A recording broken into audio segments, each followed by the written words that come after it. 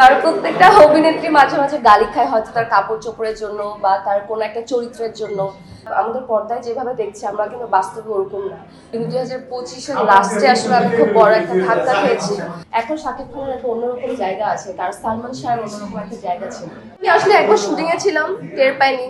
আরেকবার ঘুমিয়েছিলাম, তো আমি একবারও টের পাইনি। খুবই আমার খুবই পছন্দের একজন আর্টিস্ট, পছন্দের একজন মানুষ, খুবই খুবই পছন্দের।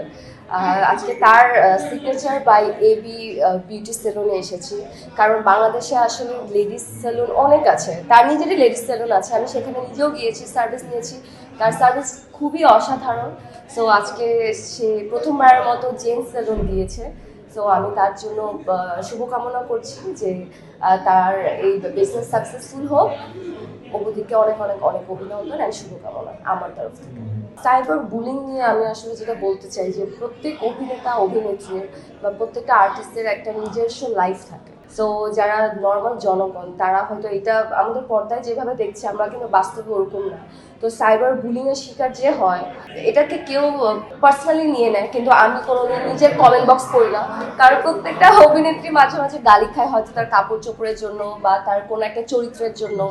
মানসিকভাবে কিন্তু তারা খুবই মেন্টালি ডিস্টার্ব হয়ে যায়। যখন একটা নর্মাল পাবলিক কমেন্ট করছে তাকে নিয়ে খারাপ, সে হয়তো চিন্তা করে না যে কমেন্টটা তার জন্য সেই আর্টিস্টের জন্য কতটা ক্ষতিকর হবে, সে হয়তো বোঝে না, কিন্তু আর্টিস্টটা কিন্তু ভেঙে পড়ে। সো আমি এটা আর্টিস্টদের বলবো যারা কিনা এরকম সাইবার বুলিংয়ের শিকার হন, এটা আসলে খুবই নর্মাল একটা জিনিস, পুরো ওয়ার্ল্ড ওয়াইড এটা হয়ে আসছে। এটাকে এত সিরিয়াসলি না নেওয়ার জন্য।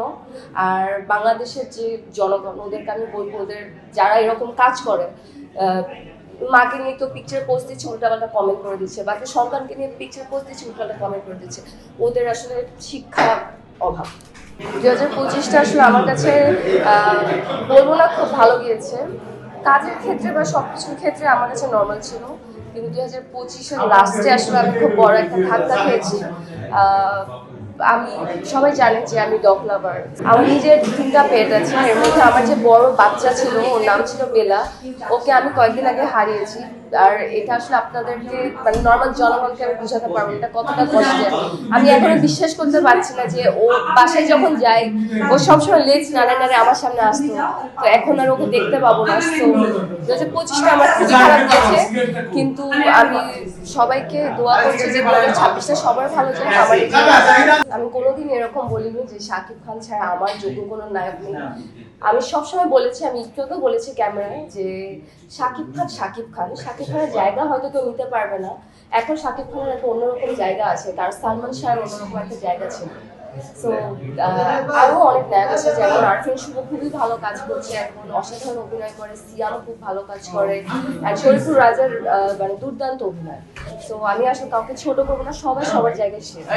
আমি আসলে একবার শুটিং এ ছিলাম, টের পাইনি। আরেকবার ঘুমিয়েছিলাম, সো আমি একবারও টের পাইনি। কিন্তু আমার মা খুবই আতঙ্কে ছিল। আমার মা সব আমার পেট নিয়ে ফ্যামিলি নিয়ে সবাই নিচে নেমে গিয়েছিল, এটা আমি ফোনে শুনেছি, কিন্তু আমি নিজে আসলে টের পাইনি।